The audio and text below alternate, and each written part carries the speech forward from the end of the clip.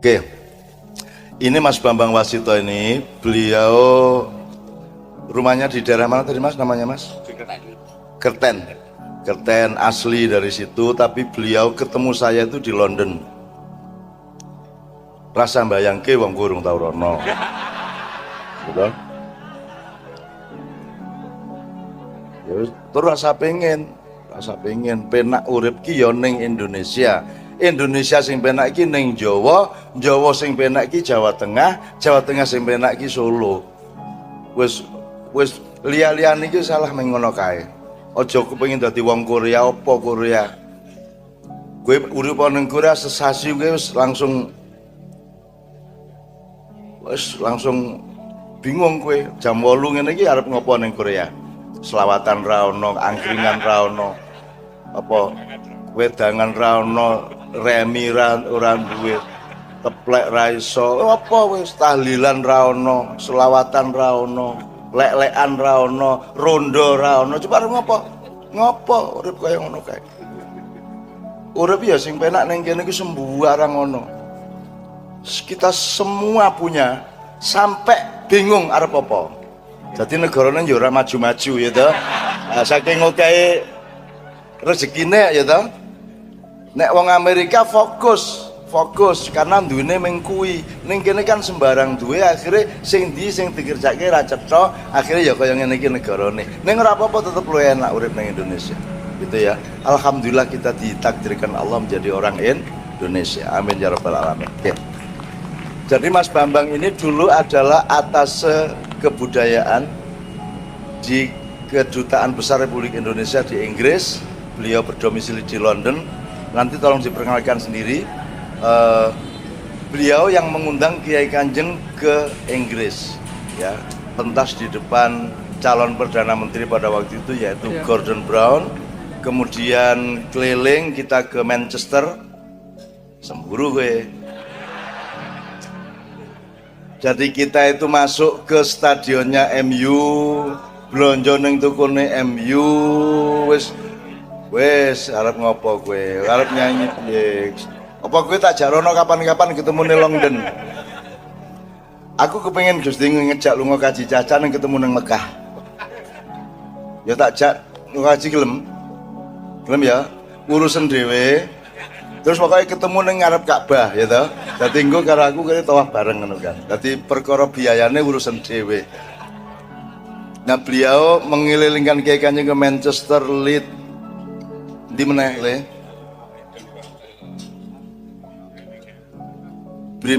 Birmingham, Leeds ya, kita pentas di SOAS di London. Terus 3 bulan kemudian kita kembali ke sana lagi untuk pentas di Islamic News Award of Excellence. Jadi hadiah tertinggi dunia Islam pada waktu itu. Terus yang pentas pada waktu yang kedua itu adalah Mbak Novia, Mbak Nia sama Mbak Yuli bertiga. Aku ramelu pentas karena di sana itu Islam kereng. Islam iki wong wedok ora entuk diketokke. Dadi ning ndi iki wong wedok simpen jero kulkas. Pentas berarti membuka aurat. Ya toh pokoknya ora entuk ketok wong wedok. Aku mangkel aku. Tak gawe pentas sing mimpin wong wedok arep ngopo kowe. Ya Mbak Novia tur lagi meteng pirang bulan Mbak Via? 7 bulan tadi maju ning ngarepe Perdana Menteri kayak ngene iki set. Arep modar ra entuk piye ngono aku. Musuh wong Jawa dihapusi kowe aku. Di Jawa itu ndak boleh gambar, haram. Orang gambar aku menggawe tulisan ning bentuke jebul nek didelok lho kok kaya Semar. Gitu. Wong Jawa kok dihapusi. Wong ahli ngapusi ke zaman semono Wong Yahudi ora wani ngapusi wong Jawa, wong gurune ngapusi ki wong Jawa. Wong Yahudi ki lak mung turunane Nabi Iska, mbae Nabi Ibrahim. Lah kowe iki mbae Nabi Ibrahim.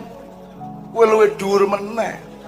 Gitu loh. Dadi kowe tenang wae dunya kaya ngopo wae tetep sing survive yang paling bahagia adalah rakyat Indonesia. Saya kere, saya guyu kok ning kene ya. Iya coba. Iya lah. Oh jadi pakar penderitaan. Nagih hutang dinesoni karo wong Jawa. Jadi debt collector iki yang ngelundase musuh cacai. Kenapa Mas? Ini kok belum dibayar? Maksudnya nagih? Lah iya. Sing ditagih kudune sing duwe duit apa sing ora duwe duit? Ayo sing duwe duit, lah kok njenengan ngerti nek kula duwe duit? Wong aku ora duwe kok ditagih. Goblok njenengan niku. Nagih niku nang wong sing duwe duit. Nek jelas ora duwe duit kok tagih, kudune kok utangi meneh. Iya ta musuh wong Jawa akale. Coba aku seneng tenan kok dadi wong Jawa, seneng tenan. Saya kira dunia nanti akan dipenuhi oleh orang Jawa. Orang Jawa itu bukan orang suku Jawa. Orang Jawa adalah orang yang pernah hidup membangun kebudayaan dan ketresnan di Pulau Jawa. Boleh orang Sunda, boleh orang Madura, boleh orang Betawi, tapi dia pernah nguri-uri Pulau Jawa karena Pulau Jawa ini dulu pedilan saka swarga.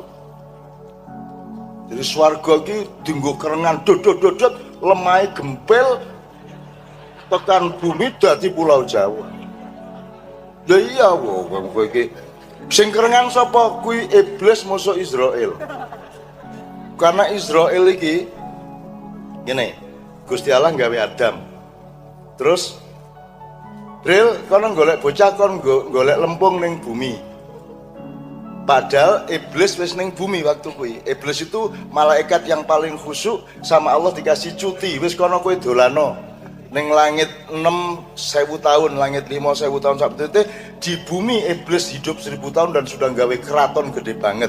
Lah kok Kanjeng kok Gusti Allah arep gawe Nabi Adam dikongkon dadi raja ning bumi. Ayo mangkel ta iblis e. Akhirnya Jibril kon gawe Adam, kon gawe golek tanah lempung ning kene. Aku lali kuwi Karanganyar apa Sukoharjo lali aku. Aku tak deloke meneh ya. Aku tak deloke meneh ya. Aku ora nganti detail ngono kuwi aku, ya. Wis pokoke nek ya iku lah sekitar kuwi lah, nek ora nek sadade ya paling bloro ngono kuwi ya. Nah, iblis menghalangi siapapun malaikat yang akan jupuk lempung atau tanah liat di Pulau Jawa. Jibril teko diusir. Langsung Trento ngono kae. Jibril maju. Jibril tidak berani sama iblis karena iblis itu lebih senior. Dia namanya Kanzul Jannah, Al-Khosi, Ar-Roki, As-Sajid. Dia lebih senior, dia lebih mengabdi kepada Allah dalam jam terbang yang jauh lebih tinggi. Gitu ya. Jibril rawani. Akhirnya Mikael lagi tekan ayo. Wes Mikael balik. Wedi. Gitu ya. Terus Israfil mergo wedi karo iblis meniup trompet. Rono iblis. Apa iki? Ternyata wis ning gurine. Meneng-meneng Israfil wis ning gurine apa? Iblis. Iblis lho, kowe meneh to. Disikut set urung nanti kesikut terbang ke langit wedi meneh. Akhirnya Israel belajar dari 3 seniornya tadi mencoba mengakali iblis di bumi. Jadi DE nantang, aku saiki sing arep padha njupuk lempung iblis. Kowe nek nesu aja nesu nang aku, nesu nang sing ndhawuhi aku, Allah Subhanahu wa taala. Aku tetep nang bumi arep njupuk lempung, gelem ora gelem, entuk ora entuk. Nah, akhirnya iblis kan iki bocah. Kendel iki.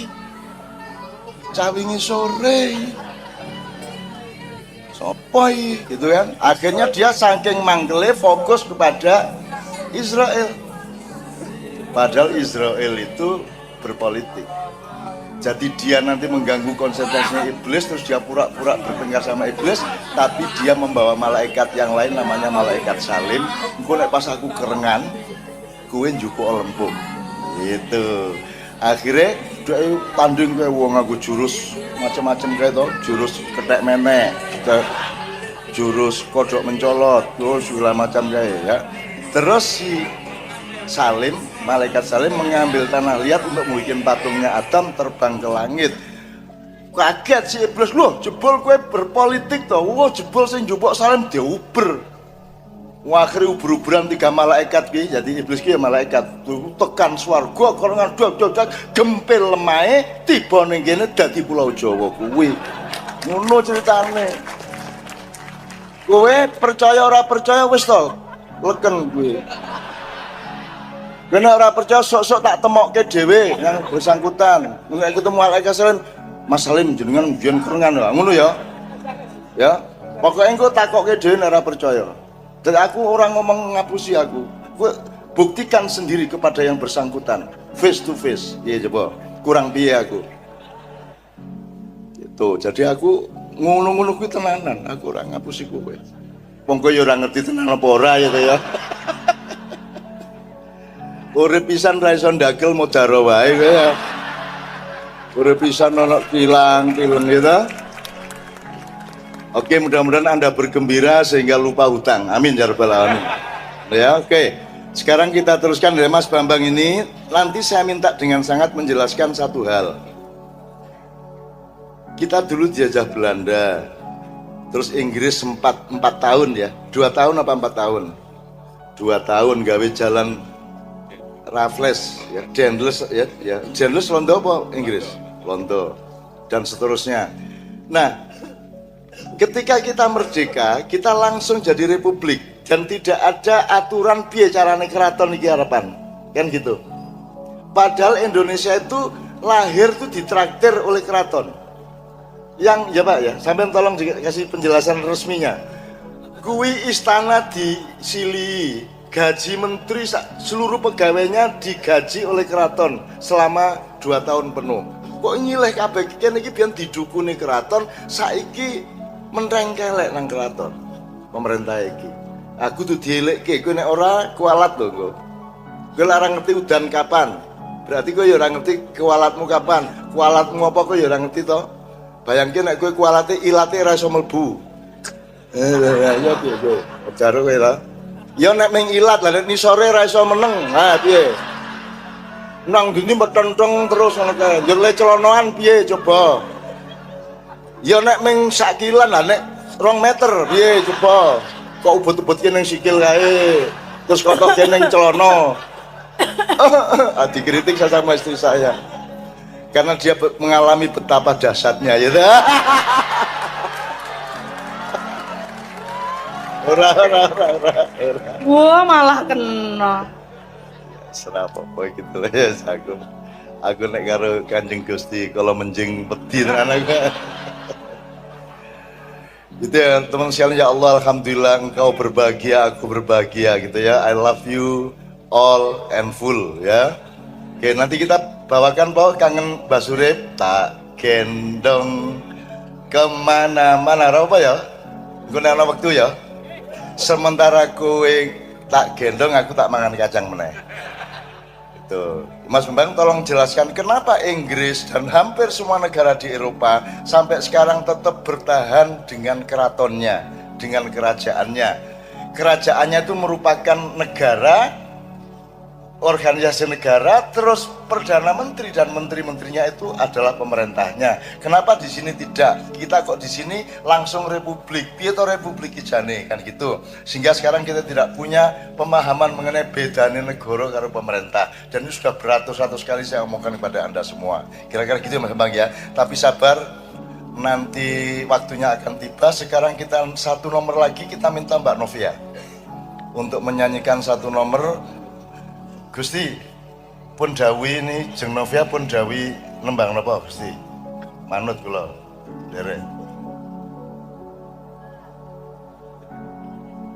keluarga Cemara ya Katolik berarti. Ayo Cemara Katolik kok ayo. Dadi Gusti Allah biyen gawe pititan ku ditentokke agamane. Cemara Katolik apa mbako NO.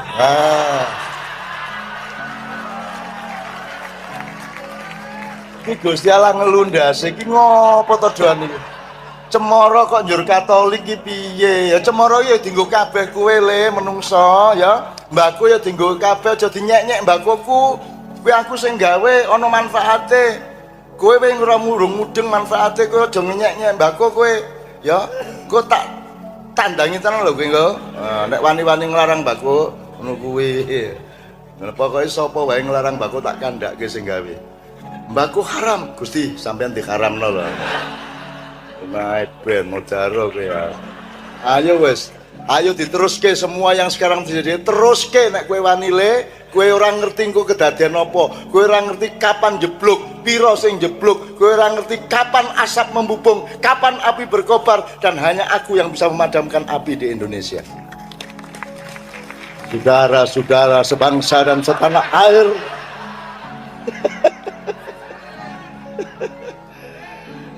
piye coba ya gampang nek memang harus jadi presiden we ya ndak mau pidato wis kaya ngono kuwi ya jadi orang meng ya itu kan ya aku jadi kelingan Pak Murdiono Pak Murdiono dengan saudara-saudara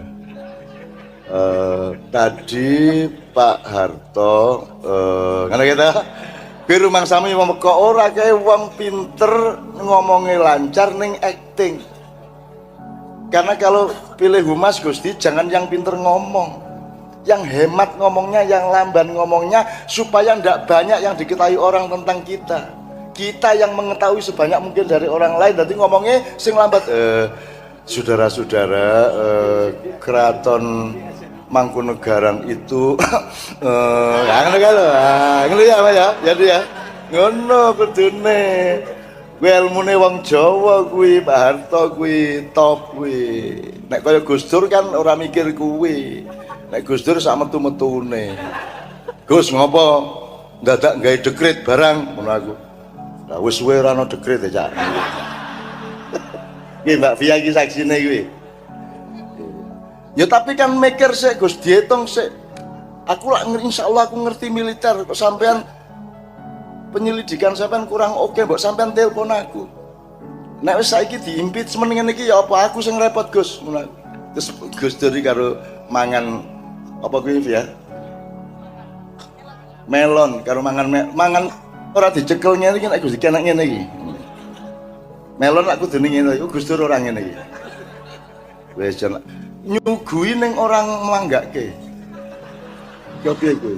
Ya Mbak Via ya.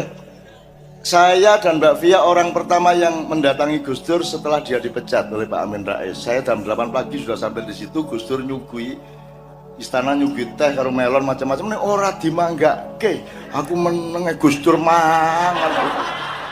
Wis. Jan Gus Dur yang ngono. Aneh kan terus dipecat kaya ngene terus aku repot Gus. Terus yo cak jenenge wong teplek yo kadang menang kadang kalah. Siapa? Ya saya seneng karo wong siji kae. Untuk orang-orang Solo mungkin belum dengar ya saya Gus Dur ini sampai hari ini belum urusan sama malaikat. Loh, ya apa sih sampai? Jadi Gus Dur itu saya kalau pulang ke Jombang mampir nang Ketubu Ireng lho. Gus Dur ndodok ning Sorwit Kelopo. Gus, lan apa sampeyan mriki Gus? Arek-arek iki. Napa arek-arek? Lho, sampeyan lak terus dawuhe Kanjeng Nabi. Nek wis sing ziarah nang kubur iku wis 7 langkah meninggalkan kuburan, baru malaikat mungkar nakir datang. Lah iki gak tau leren arek-arek iki. Nek kuburan 10 gorong sampai mulai tambah 10, tambah 50, tambah 100. Bertahun-tahun gak tahu leren ziarah nang aku. Lah terus aku kepethuk malaikat kapan? Gus Dur ndodok ngene.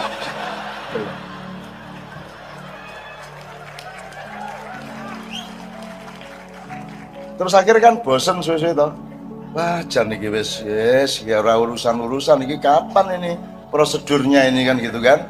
Akhirnya Gus Dur sok-sok metu iseng nang dalan kene ning Tebireng kae, jalan Pari Jombang kae. Terus ana truk liwat.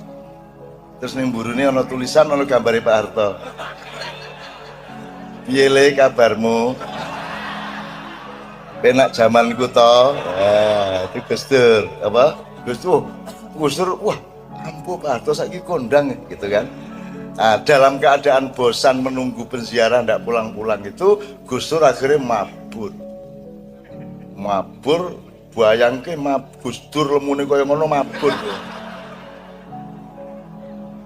goleki Pak Harto lagi main remi karo Bung Karno.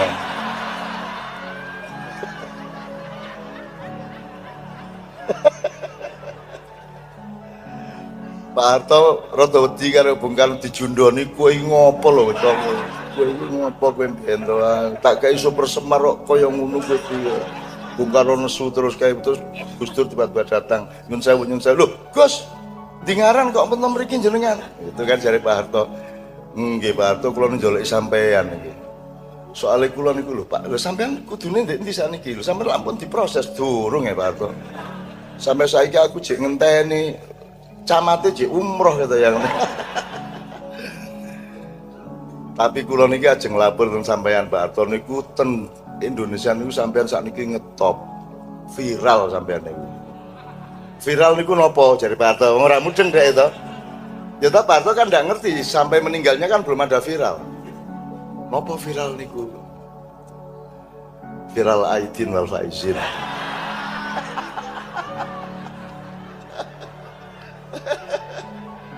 Es.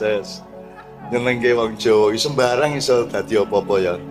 Terus pripun Gus Dur jare Pak Harto? Jenengan niku lho gambar jenengan tuh mburi-mburi truk kening poster-poster niku enten ganteng banget njur ngene iki njur piye kabar mulai penak jamanku to. Terus Pak Harto rada bangga kae rada mesem-mesem isin kae. Oh ngoten nggih Gus Dur nggih. Nggih Pak jenengan sampai terkenal. Lha nek menurut Gus Dur jare Pak Harto niku leres mboten niku ngendikane rakyat niku kok jarine kok penak jaman kula mbangane sakniki. Terus Gus Dur anggere leres Pak Harto, leres jaman jenengan niku Soehartone ming siji. Sakniki iki meh kabeh Soeharto niki. Nah, kok tekan kene iki piye aku iki. Oke, pengajian keraton malah tekan kene. Serapa apa ya? Muga-muga ini membuat langit bergembira. Allah memberkahi, para malaikat ikut hadir di sini dan doa-doa kita semua untuk mengembalikan kejayaan Indonesia terutama yang menyangkut keraton dan kekuatan-kekuatan batinnya oleh Allah dijapai, diberikan jalan di masa depan. Amin ya rabbal alamin. Ilmu tentang waktu Anda sudah tahu, anak-anak maknya sudah tahu, itu ilmu Nabi Khidir. Nabi Khidir niku Gusti nguji Nabi Musa, ngejak kowe melu aku ning ora entuk takon sa. Nggih, Pak Khidir, Mbak Khidir. Terus pertama dijak numpak perahu, perahunya dibocorke. Nabi Musa bingung loh. Ini kriminal. Ini pasal piro ya? Kok dipun bolongi, kok dibocorke iki kapale. Terus Khidir sa Musa, kula wis kondo. Melok aku tapi syaratnya ojo takon. Oh nggih ngapunten wis. Jadi salah siji mergo takon. Terus mari ngono ana bocah cilik ketemu ning dalan ditekak, diuntir ceklek mati. Musa lho, ini bukan hanya kriminalisasi, ini ISIS ini. Cari Nabi Musa. ISIS. Ping pindho lho ya, aku wis kandha rasa takon. Jadi wis sekali lagi kamu bertanya, hadza firaqun baini wa bainak. Saiki nek kowe pisan meneh takon, kowe ora lulus dadi muridku. Terus melaku meneh, terus tiba-tiba Nabi Khidir menegakkan pagar yang mau roboh itu karena di dalamnya ada isi harta karun yang dipergunakan untuk generasi berikutnya dari orang di kampung itu. Tanya lagi akhirnya ditinggal sama Khidir. Singkat kata itu namanya ilmu waktu. Kapal dibocorkan itu adalah masa kini, terjadinya sekarang, saat itu juga. Terus ngekak bocah cilik itu ilmu masa depan, karena anak kecil ini besok akan menjadi anak yang sangat kuat dan berkuasa, sehingga semua, tapi dia orang kafir, sehingga semua orang akan menjadi kafir karena kekuatannya dia. Maka oleh Khidir dibunuh. Tapi yang mendapatkan hak untuk membunuh anak kecil di seluruh alam semesta hanya Nabi Khidir. Nabi lainnya tidak punya hak. Kowe rasa niru. Kowe sesuk balis kok kene ndolek cah cilik diuntir set. Ngapa Khidir? Oke. Nah, anak kecil dibunuh ini adalah ilmu masa depan, sebab besok kan gitu. Nah, terus pagar ditegakkan tuh ilmu masa silam. Ilmu masa silam. Karena ada simpanan dari masa silam di bawah pagar ini yang nanti akan dipergunakan oleh generasi berikutnya yang sekarang masih milenial itu untuk membangun kembali Indonesia. Setelah hutangnya tidak bisa dibayar, kita kemplang bersama-sama. Nah, jadi rutenya itu masa kini, masa depan, masa silam, masa kini, masa depan, masa silam. Itu cara berpikir kita. Nek ora percaya, nek ono bapak nesu nang anake mergo bolos ya sekolah, kowe bolos bapakmu nyambut gawe setengah mati, kowe dibayari sekolah bolos sok dadi apa ngono ta? Nek wis gedhe dadi apa kowe? Jadi masa kini bolos, masa depan dadi apa? Bapakmu mbiyen, nah, masa silam gitu. Kan gitu. Jadi kabeh masa kini, masa depan, masa silam. Maka judul kita malam hari ini adalah memasa depankan masa silam.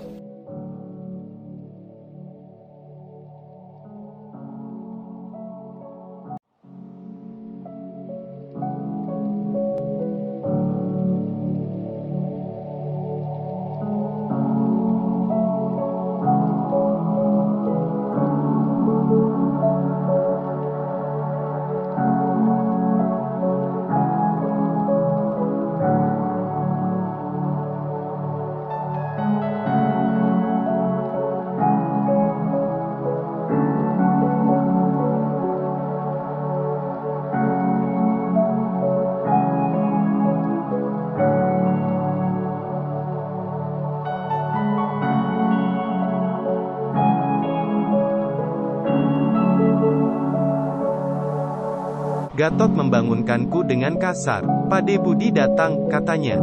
Ia duduk di atas kedua kakiku. Pade Budi, ya, bangun dong. Sudah pukul 8 loh. Sudah pukul 8? Belum. Baru pukul 8. Gatot tak tahu pukul berapa saya tidur.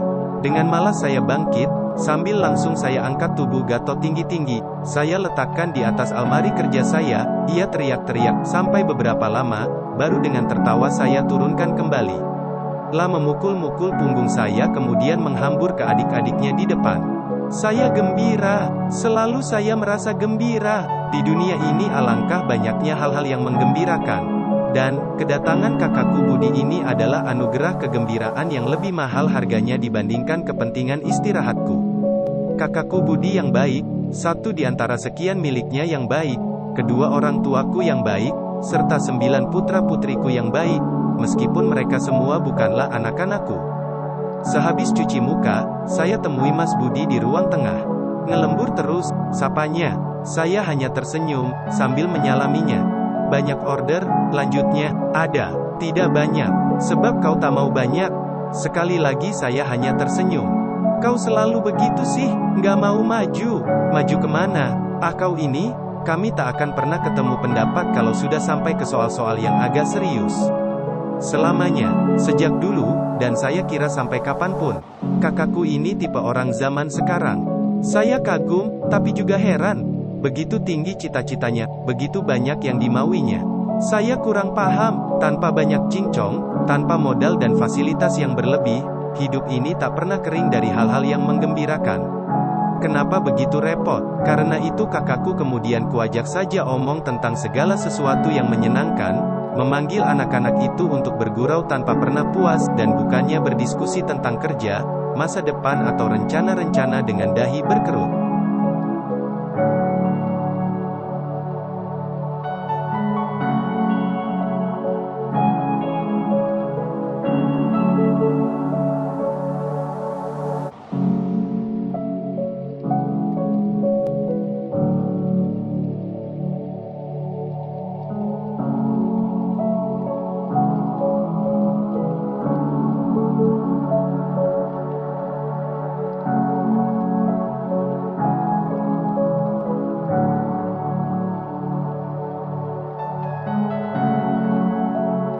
Tetapi, siang harinya, sehabis makan siang, ia mencuri kesempatan.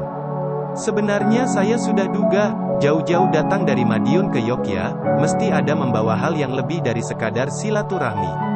Serius ya ini? Tanya saya sambil tersenyum begitu ia menampakkan suatu gelagat. Ia tertawa kecil, tapi kemudian wajahnya serius kembali. Payah kau ini? Iya mas. Pukul 4 pagi saya baru tidur. Iya Keki. Ini benar serius loh. Maksudku sampai kapan kau akan begini-begini terus? Mudah-mudahan selamanya. Saya tidak mau kehilangan kegembiraan sedetik pun. Aduh. Maksudku kapan kau akan lebih serius dengan usahamu? Masak dari dulu begini-begini terus. Kan tanggunganmu makin berat. Tidak, tidak berat. Tidak ada yang berat. Gusti Pangeran, kau ini. Saya tertawa. Begini deh, saya cespleng saja. Saya kesini sebenarnya disuruh oleh Mas Arifin. Dia sudah lama ingin sekali melihat hidupmu maju. Maju kemana? Saya tertawa. Jangan jawab begitu. Mas Arifin sungguh-sungguh memikirkan perkembanganmu. Jalan terbuka lebar, landasan ada, modal tak sukar kau peroleh. Apalagi, kau tinggal tekan knop. Mesin sudah berjalan baik, tapi begitu lamban, dan untuk pikiran yang dinamia usahamu ini bisa dikatakan tak berjalan. Sebenarnya kau bisa perluas toko pecimu ini, mungkin dengan jualan barang yang lebih beragam. Juga usaha kaligrafimu itu keistimewaan besar yang sesungguhnya bisa membikinmu kaya raya. Wah, jangan wah, kau menanggung hidup 9 orang. Dan anak-anak kecil itu makin lama makin membutuhkan biaya. Kau bisa kerepotan nantinya. Kerepotan sedikit kan gak apa-apa. Kau mungkin gak apa-apa, tapi mereka, jangan kau masukkan mereka dalam kesempitan cara hidupmu. Kau jangan egois. Egois. Saya tertawa. Egois. Alangkah menyenangkannya hidup ini. Saya mungkin gila, tapi kuurusi sekian orang yang sebenarnya bukan menjadi kewajiban saya, dan untuk itu saya harus egois. Ya, kau egois. Baiklah, saya egois. Dan, tidak realistis. Oh ya, orang akan menyangka bahwa kau telah dan sedang menolong keadaan. Itu benar, dari satu segi, tapi selebihnya kau sangat keliru. Kau tak mendidik secara tepat adikmu Maman. Kau terlalu memanjakannya. Kau biarkan ia kawin, tanpa pekerjaan, tanpa sikap, tanpa kedewasaan, sampai anaknya 6, dan besok 7 dan lusa 8. Kau mengurusi semuanya seperti kaulah bapaknya, sementara istrimu sendiri kau korbankan. Pikirkanlah coba, apa tidak boleh masuk akal kalau sekarang kau coba untuk perlahan-lahan melepaskan mereka agar baik Maman maupun kau sendiri bisa memulai suatu kehidupan yang realistis. Mas Budi, saya terpaksa memotongnya. Bagaimana kalau kita teruskan obrolan yang menyenangkan ini di ruang kerja saya, sambil saya bisa sedikit mengerjakan sesuatu?